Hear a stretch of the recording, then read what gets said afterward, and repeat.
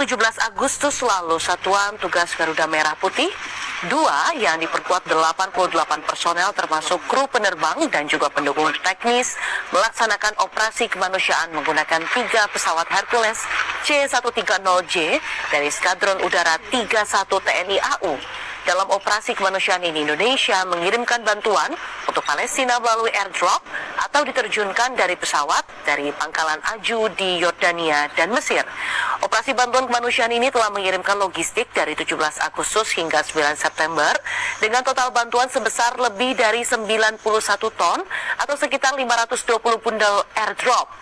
Dan dalam penugasan terakhir, Indonesia melalui TNI juga menghibahkan logistik airdropping berupa lebih dari 1.200 unit payung udara utama dan 40 bundel resmi kepada pihak Mesir dan Basnas di East Cairo Air Base. Bantuan ini menjadi bentuk nyata kontribusi Indonesia dalam memperkuat bantuan kemanusiaan bagi rakyat Palestina melalui Mesir.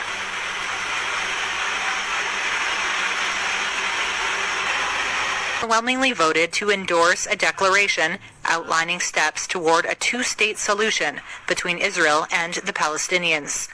There were 142 votes in favor and 10 against. Abstentions 12. The 7-page declaration is the result of an international conference at the UN in July on the decades-long conflict. The United States and Israel boycotted that event and voted against the declaration. For those who want peace, come and join us. Riyad Mansour, Palestinian permanent observer to the United Nations, spoke after the vote. I want to thank the overwhelming majority of nations that voted for the endorsement of this declaration, endorsement of the plan for peace. The declaration condemns the attacks against Israel by Palestinian militants Hamas on October 7, 2023, which triggered the war in Gaza. It also condemns the attacks by Israel against civilians. But Israel, which has long criticized the UN for not condemning Hamas by name for the October 7th attacks, dismissed the declaration as one-sided. Danny Danon, Israeli UN ambassador, spoke before the vote. This declaration is one-sided. It does not designate Hamas as a terrorist organization, and it dares to equate the release of Israeli hostages with the release of convicted terrorists. Shame on you. The United States described the vote as, quote, yet another misguided and ill-timed publicity stunt that undermined serious diplomatic efforts to end the conflict. 17 kapal dan 16 kapal diantaranya sudah berlayar hari ini menuju Gaza, Palestina.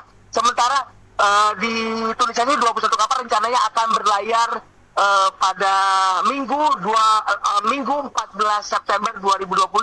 Di antaranya mereka ada di pelabuhan-pelabuhan di 3 pelabuhan di Tunisia, di 17 di antaranya ada di Bizerte, 1 di pelabuhan Gamad, dan 3 di antaranya masih berada di pelabuhan Sidi Boussaid. Nah, ini cukup menggembirakan, memang ada update terkini terkait pergerakan kapal-kapal dari misi Global Support Tira. Tentunya ini menjadi kabar baik bagi masyarakat Indonesia karena informasi sebelumnya dari koordinator tim Muhammad Hussein menyampaikan bahwa kapal Indonesia sebenarnya ada di Italia. 3 di Italia, 1 di Yunani, dan 1 di Tunisia. Itu berarti kemungkinan besar 3 kapal Indonesia sudah berlayar menuju Gaza. Itu masalah logistik dan bahan bakar juga menjadi alasan utama permasalahan yang membuat jumlah kapal dan jumlah partisipan relawan semakin berkurang di Tunisia sendiri. Hingga malam ini di Tunisia, di 3 pelabuhan Tunisia, di Bizerte, Gamad, dan memang di Sidi Boussaid, tampak memang banyak sekali relawan yang mulai persiapan masuk ke kapal, di mana memang batas akhir dari perjalanan misi kemanusiaan di Tunisia sendiri akan dilakukan pada hari ini hingga esok hari. Gaza totalnya menjadi 41 kapal. Saat ini saya sendiri sedang berada di Yordania bersama beberapa relawan. Memang kami melanjutkan misi kemanusiaan di Yordania untuk memberikan bantuan kemanusiaan kepada warga Palestina yang memang mengungsi di Aman, Yordania. Tadi kami sempat mengunjungi salah satu warga Gaza, di mana sebelumnya dia tinggal di Gaza dan menjadi korban serangan Israel pasca 7 Oktober 2023. Dirinya memang berpindah-pindah dari wilayah-wilayah wilayah Gaza gitu kan, yang membuat dirinya akhirnya memutuskan meninggalkan Gaza dan mengungsi bersama keluarganya di kota aman Yordania.